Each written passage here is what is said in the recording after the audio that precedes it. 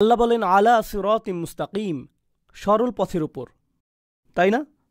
এখানে দেখুন সিরাতিম মুস্তাকিম কথাটি কিন্তু আপনি আগেও অনেকবার শুনেছেন, কিন্তু এটি এখানে কি করছে? প্রথমত আপনাদের বোঝাতে যাচ্ছি যে সরল পথের ওপরে আলা সিরাত মুস্তাকিম, আমি ওপরে শব্দটি এখানে পছন্দ করি না, বরং প্রতিশ্রুতিবদ্ধ পছন্দ করি। এখানে আলা শব্দটি লুজুম, যার মানে হলো আপনি সরল পথে প্রতিশ্রুতিবদ্ধ। কিন্তু প্রথম যেই প্রশ্নটির উত্তর দিতে চাচ্ছি, কে এই সরল পথে প্রতিশ্রুতিবদ্ধ? কে এই সরল পথে প্রতিশ্রুতিবদ্ধ? আমি কোরআনের শপথ করছি, পরিপূর্ণ প্রজ্ঞাময়, কত সুন্দর গাঁথুনি এতে, কত শক্ত এর বিধান। কোনো সন্দেহ নেই আপনি তাদের অন্তর্ভুক্ত যারা আসলেই প্রেরিত হয়েছে সরল পথের ওপর। তাহলে সরল পথে কে? নবীজি নিজে। কিন্তু শুধু নবীই নন, শুধুমাত্র নবীজি সাল্লাল্লাহু আলাইহি সাল্লামই নন, যাদেরকে পাঠানো হয়েছে তারাও সরল পথে ছিলেন, আর আপনিও। উভয়ের ক্ষেত্রেই প্রযোজ্য এটা। এখন আলা সিরাতে মুস্তাকিম উভয়ের জন্যই প্রযোজ্য। এটা গুরুত্বপূর্ণ কেন?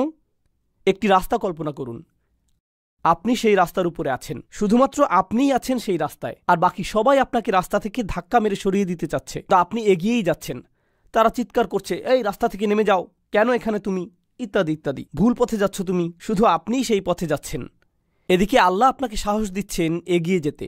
তিনি আপনাকে বললেন, দেখো, এই পথের পথিক হিসেবে তুমিই একমাত্র ব্যক্তি নও, এর আগেও আমি অন্যদের চালিয়েছি এই পথে। বুঝতে পারছেন? তাহলে এখন তো আপনি তাদের আরও বেশি খুঁজবেন, কারণ এই পথে অন্যরাও তো হেঁটেছে, এই পথের বাধাগুলো তারাও পেয়েছে আপনার পূর্বে।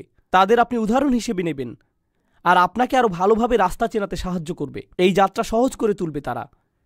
এছাড়াও আপনারা বাস্তব জীবনেও এমন করেন কিন্তু। যেমন ধরুন ড্রাইভিং করে যাচ্ছেন, এখন খবর পেলেন সামনে ট্রাফিক জ্যাম বা অনেক পুলিশ রাস্তায়। আপনাদের কারো কারো গাড়িতে রাডারের মতো কি একটা আছে না?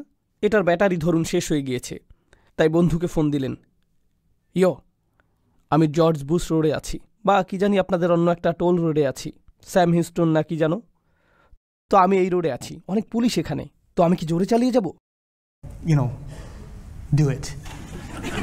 না না না না ভাই, আমি গত সপ্তাহে ওখানে গিয়েছিলাম, আমাকে ফাইন দিয়েছিল। আচ্ছা আচ্ছা, আমি হালাল লিমিটের ভিতরে থাকবো, তাই না? তো আপনি এমন কাউকে খোঁজেন যে এই রাস্তা দিয়ে আগে গিয়েছে, পথ চেনাতে সে আপনাকে সাহায্য করে। তো সাহায্যের একটি উৎস। আরেকটি জিনিস হলো, নবীজি সাল্লাল্লাহু আলাইহি সাল্লাম আল্লাহর কালামের মাধ্যমে খুবই শক্তভাবে আপোষহীন রায় দিয়ে যাচ্ছেন।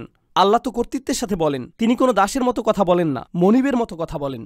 তাই তিনি ক্ষমতা কর্তৃত্বের সাথে বলেন, কিন্তু মানুষজনের কাছে সেটা আপত্তিকর থাকে, কারণ তারা তো আল্লাহকে বলতে শুনছে না, তারা কার স্বর শুনছে? রাসূল সাল্লাল্লাহু আলাইহি সাল্লাম। তুমি এভাবে কথা বলার কে? তারা রেগে যাচ্ছে। কিন্তু নবীজি কি থেমে গেছেন? না, প্রতিদিনই তাকে একই পথে আরও এগোতে হচ্ছে না?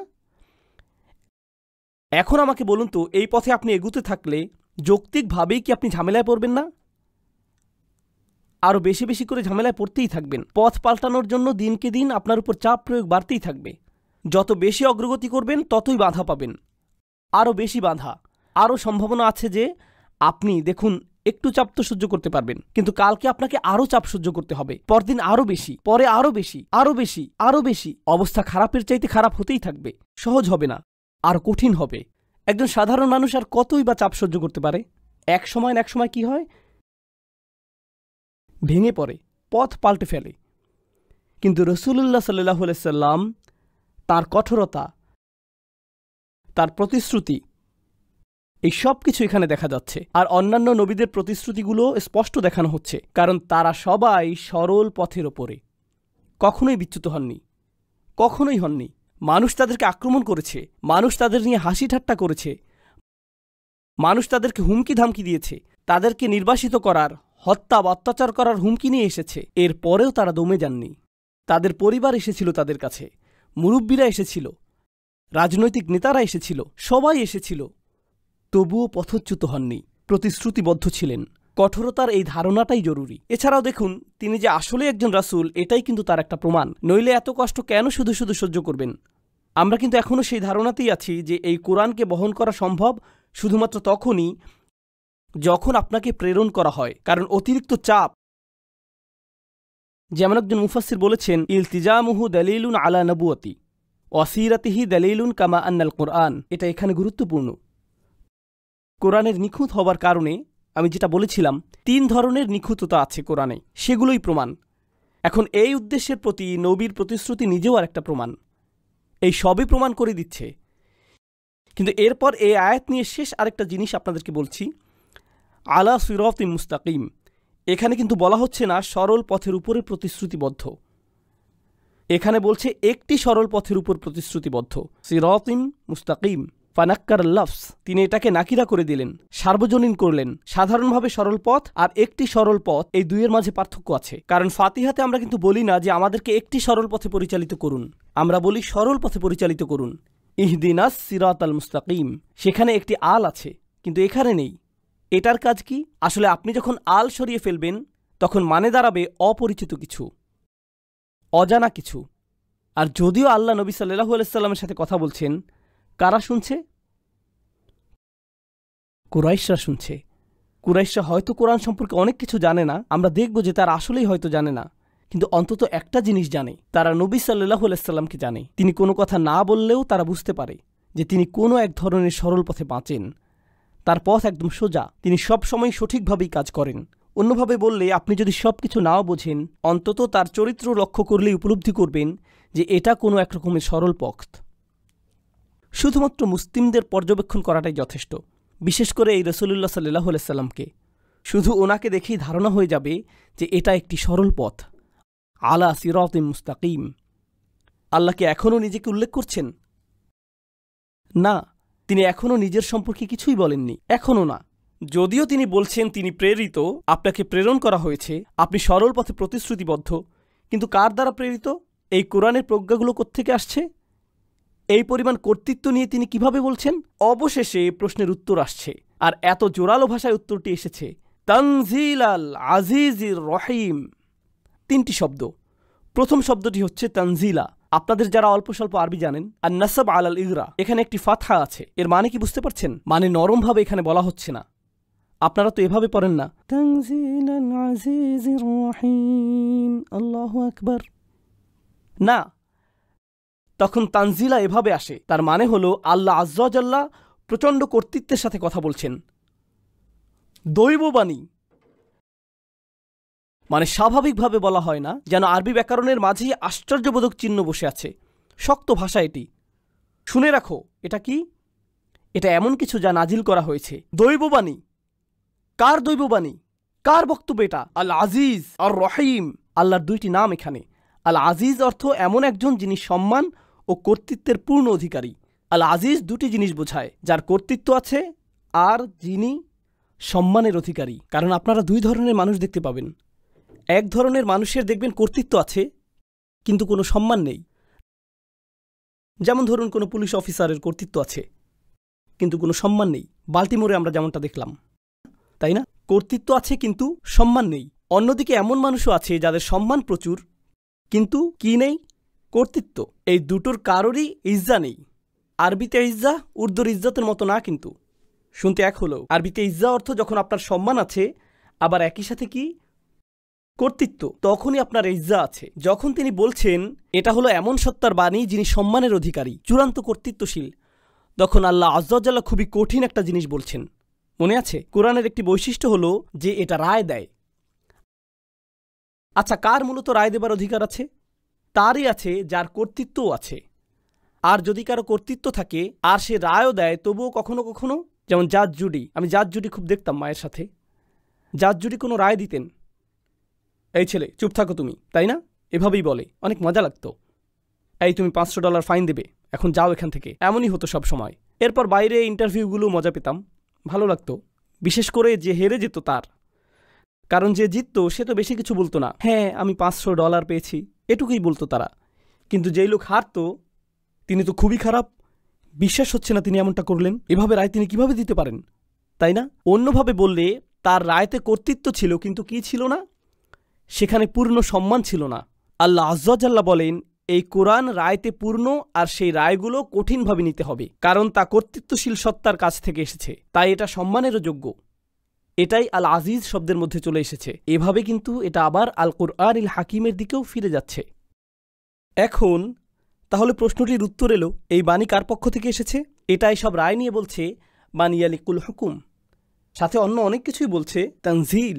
এই শব্দ তানজিলের মানে কি? এর মানে হলো যা উপর থেকে আসে। অন্যভাবে বললে এই প্রশ্নের উত্তর দেই আগে, তার শিক্ষককে কে তাকে পাঠিয়েছে? কোরআনের এই প্রজ্ঞা থেকে এসেছে? এই সবই উপর থেকে এসেছে। এর মানে হলো তোমরা এত বাম হাত ঢুকাতে পারবে না। এর মানে হলো এটা এমন জিনিস যা কোনো মানুষের পক্ষেই রচনা করা সম্ভব নয়। এটা উত্তর দক্ষিণ পূর্ব পশ্চিম দিক থেকে আসেনি, ভিন্ন কোনো গ্রাম থেকেও আসেনি, কোনো বিদ্বান ব্যক্তি থেকে আসেনি, কোনো ইউনিভার্সিটি থেকেও আসেনি, এটা উপর থেকে এসেছে। দেখুন, উচ্চশিক্ষা অর্জন করতে আমরা কোথায় যাই? আমরা জ্ঞান অর্জন করতে পূর্ব পশ্চিম উত্তর দক্ষিণে যাই, এখানে সেখানে যাই শিক্ষা নিতে। কিন্তু জ্ঞান অর্জন করতে উপরে তো আর যেতে পারি না। কিন্তু এই মানুষের দীক্ষা তো দেখি উপর থেকে আসছে, অর্থাৎ এতে তোমরা বা হাত ঢুকাতে পারবে না, এটা তোমাদের নাগালের বাইরে। এটা কিন্তু আবার প্রমাণ দিচ্ছে যে প্রজ্ঞায় কোরআন অতিরিক্ত নিখুঁত, কারণ তা উপর থেকে এসেছে। গাঁথুনি খুবই ভালো, এমন গাঁথুনি শুধুমাত্র সম্ভব উপর থেকে আসলেই। আর এর রায়গুলোও এমন যে শুধুমাত্র উপরওয়ালা থেকেই আসতে পারে, এজন্যই তানজিল শব্দটি। কিন্তু এরপর আল্লাহর যেই নামটি এলো তানজিল আল আজিজ আর রহিম, এখানে রহিম মানে কি আপনারা জানেন? এর মানে কি?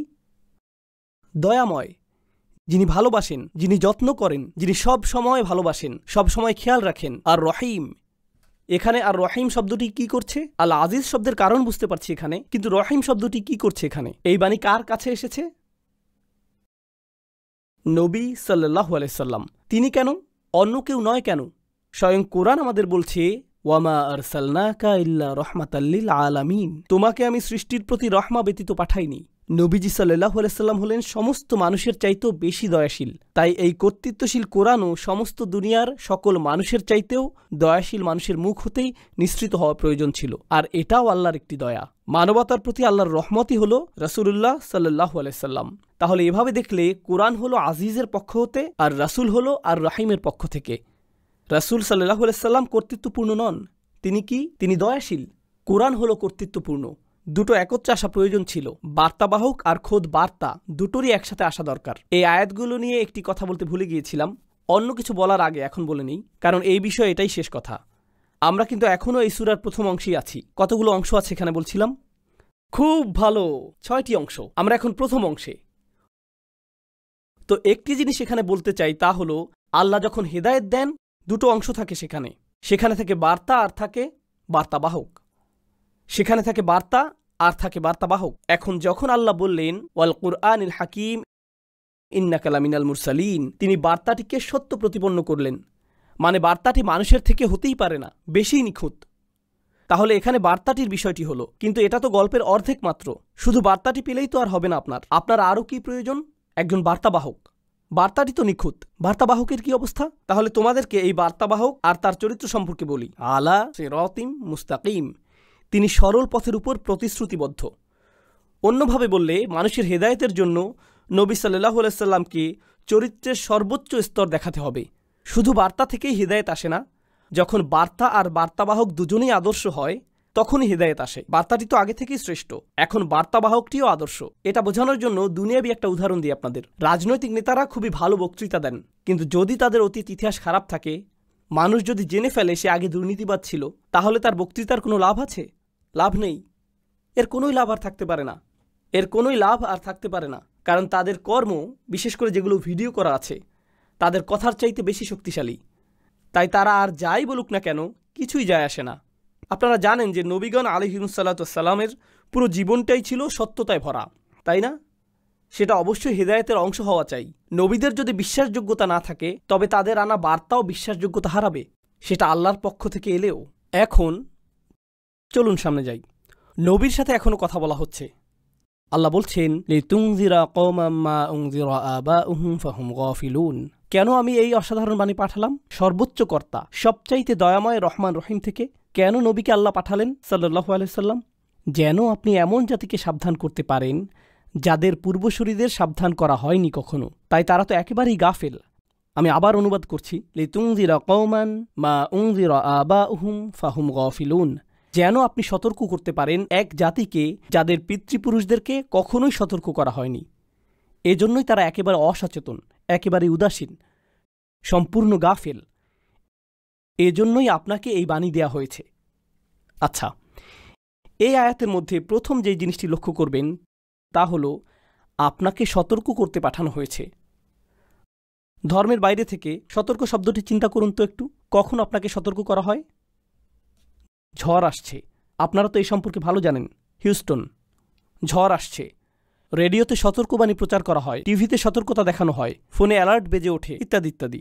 ঠিক, সতর্কতা তো অবশ্যই নির্ভরযোগ্য আর কর্তৃত্ব সম্পন্ন উৎস থেকে আসতে হবে, ঠিক কিনা? এমন উৎস থেকে আসতে হবে যেই উৎসের কর্তৃত্ব আছে, আপনি সম্মান করতে পারবেন। এটা প্রকাশ করার কি কোনো শব্দ আছে? যা আমরা আগেই বলেছিলাম, আজিজ। আপনাকে যদি সতর্ক করতে পাঠানোই হয়, তবে অবশ্যই এমন কেউ পাঠাবেন যিনি বৈধভাবে আসলেই এই সতর্কবার্তা পাঠাতে পারেন। তিনি হলেন আল আজিজ। বুঝতে পারছেন? মানে এই শব্দের সাথেই সংযুক্ত বিষয়টা এভাবেই প্রবাহিত হচ্ছে। এখন দ্বিতীয় যে জিনিসটা দেখা যাচ্ছে, আমরা সবাই এই হলে আছি, ধরুন এখানে কোনো ইন্টারনেট কানেকশন নেই, কোনো ফোনেই নেটওয়ার্ক নেই, ইত্যাদি। অর্থাৎ আপনি ওই যে ওখানে ওই লোকটার মতো ফেসবুক চালাতে পারবেন না, এসব কিছুই আপনি করতে পারছেন না, ঠিক আছে? এখন বাহিরে যদি কিছু ঘটে, বাহিরে যদি এমন কিছু ঘটে, বিশাল বড় কোনো ঘটনা যদি বাইরে ঘটে, আপনারা কি জানতে পারবেন? আপনারা জানবেনই না। বাহির থেকে সতর্কতা না আসলে তো আপনাদের সতর্ক করা সম্ভব না। বুঝতে পারছেন? ধরুন আপনি বিল্ডিংয়ের বেসমেন্টে আছেন, টেক্সাসে কোনো বেসমেন্ট নেই, আপনি আপনার গেমিং রুমে বসে আছেন। তো আপনি সারাক্ষণ গেম খেলছেন, জানেনই না বাইরে কি হচ্ছে না হচ্ছে। তাহলে বাহির থেকে কেউ এসে সতর্ক না করলে আপনি কিছুই জানতে পারবেন না। নবী সাল্লাল্লাহু আলাইহি সাল্লাম তো তাদের সাথেই চলেন, ঠিক কিনা? তাদের সাথেই থাকেন, আর এখন মানুষদেরকে তিনি সতর্ক করবেন। কিন্তু সংজ্ঞা অনুযায়ী সতর্ক কোত্থেকে আসতে হবে? বাহির থেকে। তাই তারা প্রশ্ন করবে, এই সতর্কবার্তা কোত্থেকে এলো? হ্যাঁ, সতর্কবাণী উপর থেকে এসেছে, সেটা তো প্রতিষ্ঠিত হয়েই গেছে। কোথায়? তানজিল আল আজিজির রহিম। এজন্যই তো এই সতর্কবাণী, নইলে তো সতর্ক করতে পারবেন না। আপনি যদি একই বাসায় থাকেন, একই লিভিং রুমেই থাকেন, তাহলে সতর্ক করে তো লাভ নেই। হ্যাঁ, তুমি কোত্থেকে জানলে এই খবর? তোমার কাছে তো ফোনও নেই।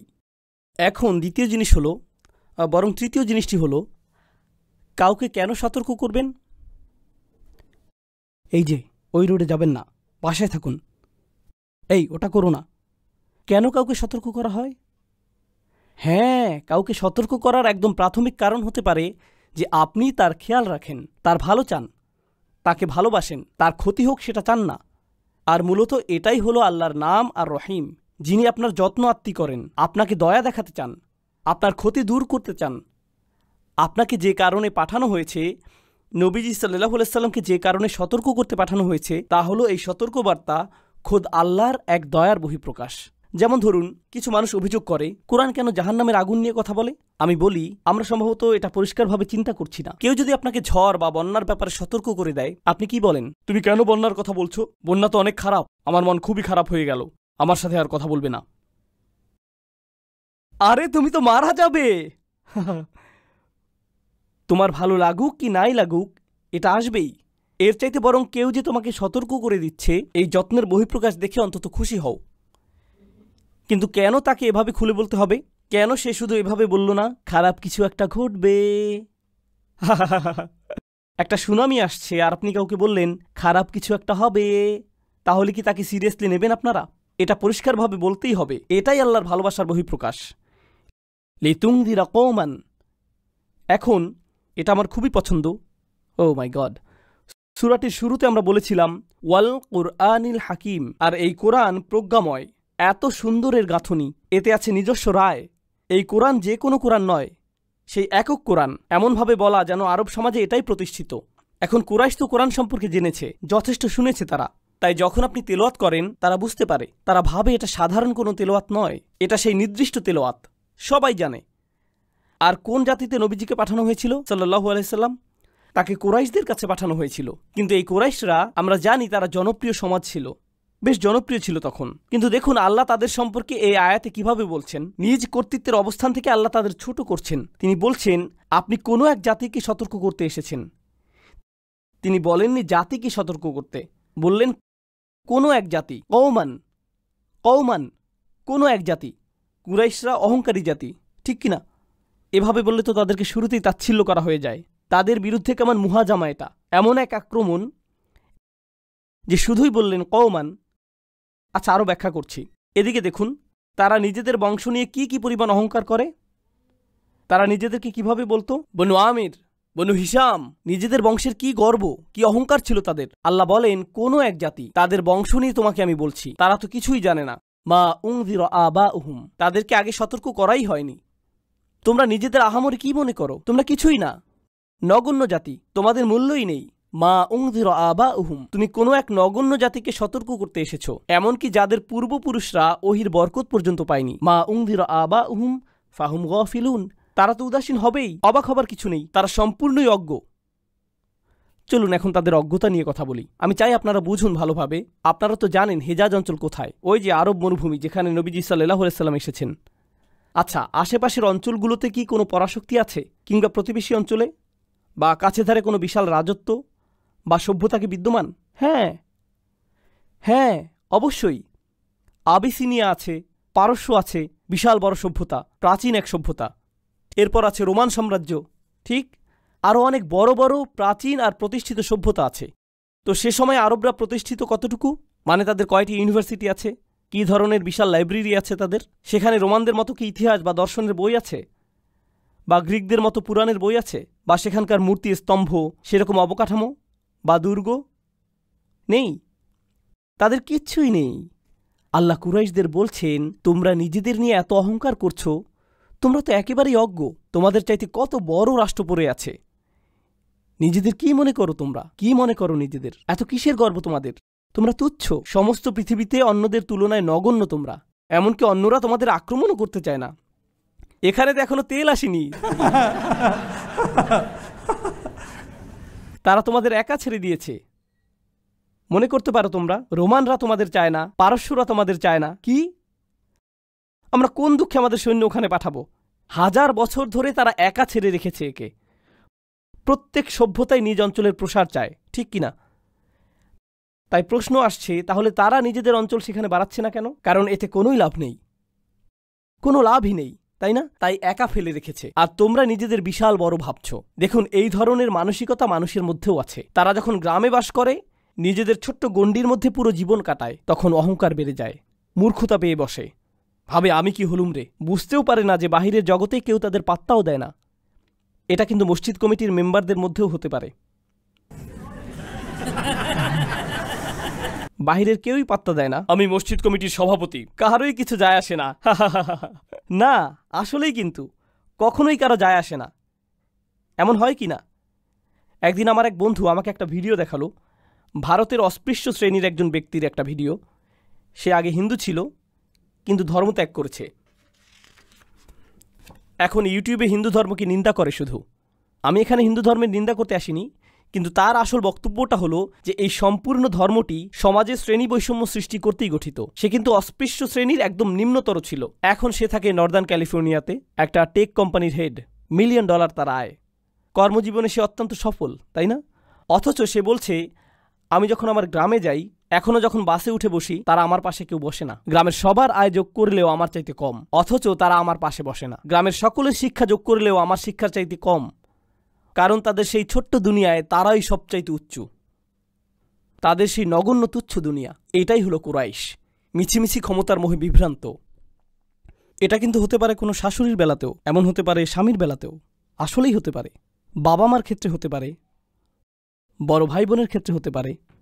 এমন মানসিকতা যে কারো মাঝেই চলে আসতে পারে। তার হাতে যদি একটুখানি ক্ষমতা থাকে আর সেই ক্ষমতা তার জন্য মাদক হয়ে যায়, তখন সে নিজেকে মনে করে সবচাইতে বড়, কেউ তাকে ধরতে পারবে না। এ কারণে আল্লাহ কুরাইশদের বাস্তবতাটি চোখে আঙুল দিয়ে দেখিয়ে দিচ্ছেন। বংশ নিয়ে গৌরব করো, তাদের তো কোনো খবরই নেই। ফাহুম গাফিলুন। এরপর এটুকুও যেন যথেষ্ট না, পুরো দুনিয়া এগিয়ে গিয়েছে আর আপনি সেখানেই পড়ে আছেন, আপনার খবরই নেই। বিশ্ব যেখানে সামনে চলে গিয়েছে, আপনি পেছনেই পড়ে আছেন। তার উপর নিজের মূর্খতা সম্পর্কেও অজ্ঞ আপনি। তোমরা কিছুই জানো না, তোমাদের কোনো জ্ঞানই নেই। অশিক্ষিত মূর্খের দল। উচ্চশিক্ষার এই নিয়ামত স্বয়ং আল্লাহর পক্ষ থেকে আসছে তোমাদের কাছে, অথচ তোমরা উদাসীন। আচ্ছা দেখুন, যখন কোনো সমাজে লম্বা সময় ধরে শিক্ষা দীক্ষা থাকে না, তখন তারা শিক্ষাকেই মূল্যহীন ভাবতে শুরু করে, ঠিক? শিক্ষাকে আর গুরুত্ব দেয় না তারা, বরং শিক্ষাকে তারা ভয় পাওয়া শুরু করে। কারণ তারা জানে জ্ঞানার্জন করলে আপনি বদলে যাবেন। তাই তারা সব কিছু মূর্খ রাখতেই পছন্দ করে। দেখুন, আমি এসব ব্যাপার তুলে ধরতে চাই, কারণ এগুলো শুধু কুরাইশদের সমস্যা নয়, মুসলিমরাই। অন্যদের ব্যাপারে কথা বলার কোনো ইচ্ছা নেই আমার, আমাদের নিজেদের নিয়ে ভাবতে হবে। মুসলিম বিশ্বের একাংশ, মুসলিম বিশ্বের বিশাল একটা অংশ, এমনকি আমরা বহু বিষয় নিয়ে একেবারেই অশিক্ষিত। আর আমরা এমন থাকতেই পছন্দ করি, কারণ নতুন জিনিস শেখা, বদলাতে চাওয়া তো কষ্টকর, আরামের কাজ নয়। তাহলে তারা আর কিসের ব্যাপারে গাফেল? এই যে আল্লাহ তাদেরকে সমস্ত মানুষের চাইতে বেশি দয়াময় মানবকে তাদের কাছে পাঠিয়েছেন, ইতিহাসের সবচাইতে বড় কালাম এসেছে তাদের ভাষাতেই, কুরাইশদের কাস্টমাইজড পদ্ধতিতে, যে এখন কুরআন সম্পর্কে জানতে হলে আমাদের কুরাইশ সম্পর্কে জানতে হয়। কিতাবটি যদিও পুরো বিশ্ব মানবতার প্রতি নাজিল হয়েছে, তবুও তা ভালোভাবে বুঝতে হলে আমাদের যাদের কাছে এসেছিল তাদেরকে বুঝতে হবে। আল্লাহ তাদেরকে মুসলিমদের শিক্ষার জন্য সবচাইতে গুরুত্বপূর্ণ ঐতিহাসিক দল বানিয়ে দিলেন, সকল মহাদেশে, সকল ভাষায়, সকল সভ্যতায়, একদম বিচার দিবস পর্যন্ত। অথচ তারা যে রাহমাতুল্লিল আলামিনের সঙ্গে বসে আছে, এটা নিয়ে তাদের কোনো উপলব্ধিই নেই। তারা জানেই না কি অস্বীকার করে বসছে। যা পেয়েছে সেটার প্রতি কোনো রকম বুঝ বা কদর নেই। তাদের যদি একটু হলেও ধারণা থাকতো, অল্প করে হলেও যদি ভবিষ্যৎ দেখতে পেত, বেশি না, মাত্র 100 বছর ভবিষ্যৎ যদি দেখতে পেত, কিংবা 200 বছরের ভবিষ্যৎ, তারা যদি জানতো দুনিয়ার জন্য কোরআন কী করছে, কোরআন পৃথিবীতে কী করছে, পৃথিবীতে ইসলাম কি করছে, আন্দোলুসিয়াতে কি করেছে, দামেস্কে কি করেছে, ইরাকে কি করেছে, ভারতে কি করেছে, দুনিয়ার প্রতি অবদান কি, এই লোকগুলোর কোনো ধারণাই নেই। তারা শুধুই বসে বসে বলছে, আমাদের কিছুই যায় আসে না। তারা যে কতটা মূর্খ সেটা সম্পর্কে বলে এটা শেষ করতে চাই। আপনাদের তাদের মূর্খতার স্তর সম্পর্কে উদাহরণ দেব। কখনো কখনো আপনি জানেনই না যে কার সাথে কথা বলছেন। এমনটা তো হয়, তাই না? অথবা বোকার মতো কাজ করে ফেললেন, পরে উপলব্ধি হয় যে সেই লোক ভিআইপি কেউ ছিল। কোনো এক মজলিসে এই ঘটনা ঘটেছিল। আমাদের একজন শায়েখ বললেন, তার স্ত্রীও একজন শিক্ষিকা, তিনি ছাত্রদের ইসলামিক স্টাডিজ পড়ান, বেশ জনপ্রিয়, নাম বলবো না আমি। তো তিনি হজে গেছেন, দলের একজন তার সাথে কথা বলছে, তিনি এই লোককে চেনেনই না। হঠাৎ সে বলা শুরু করল, অমুক মহিলা আছে না, শিক্ষকতা করে, সে তো ইসরায়েলি গোয়েন্দা। সেই লোক শায়েখ বলেই যাচ্ছে যে কিভাবে ইহুদিরা এই মহিলাকে ফান্ডিং করে মুসলিমদের নষ্ট করতে। এই লোক মহিলার স্বামীকে বলছে এসব। প্রায়ই দেখা যায় যে আপনি কারোর সাথে কথা বলছেন অথচ জানেনই না যে আপনি কার সাথে কথা বলছেন। এমন কি হয় না? অবশ্যই। যখন তারা কোরআনের বাণীকে অস্বীকার, ঠাট্টা বা প্রত্যাখ্যান করে, তখন তারা কি শুধু নবীকে অস্বীকার করছে সাল্লাল্লাহু আলাইহি সাল্লাম? বরং এটা তো সর্বোচ্চ কর্তৃপক্ষের বিরুদ্ধে চূড়ান্ত অপরাধ। আল আজিজ, এটা যেন দেখুন, কারো কর্তৃত্ব যত বেশি থাকে তাকে দেখে তত বেশি সাবধান থাকে মানুষ। রাস্তায় পুলিশ দেখলে আপনাদের তাকওয়া অনেক বেড়ে যায়, তাই না? সোজা হয়ে বসে যান, মানুষের মতো বসেন। তখন আদালতের ভেতর আপনারা তো নিশ্চয়ই বেকাতারা হয়ে বসেন না, ভদ্রলোকের মতো বসেন, কারণ বিচারক বা বিচারক মণ্ডলী হয়তো আপনাকে দেখছে। এভাবে সোজা হয়ে বসেন, কারণ কাউকে সম্মান দেখানোর মতো পরিস্থিতিতে আপনি পড়েছেন, তাই না? সম্মানিত ও কর্তৃত্বশীল কারো সামনে বসার জন্য এক ধরনের প্রোটোকল আছে। তারা আল আজিজের কথার উপস্থিতিতে পড়েছে, অথচ কোনো প্রোটোকল নেই তাদের মধ্যে। কার সাথে টক্কর লাগছে তা নিয়ে একেবারেই অজ্ঞ, তার শাস্তি দেবার ক্ষমতার প্রতি চূড়ান্ত উদাসীন। এর পরিণতি কি হতে পারে? এটাই হচ্ছে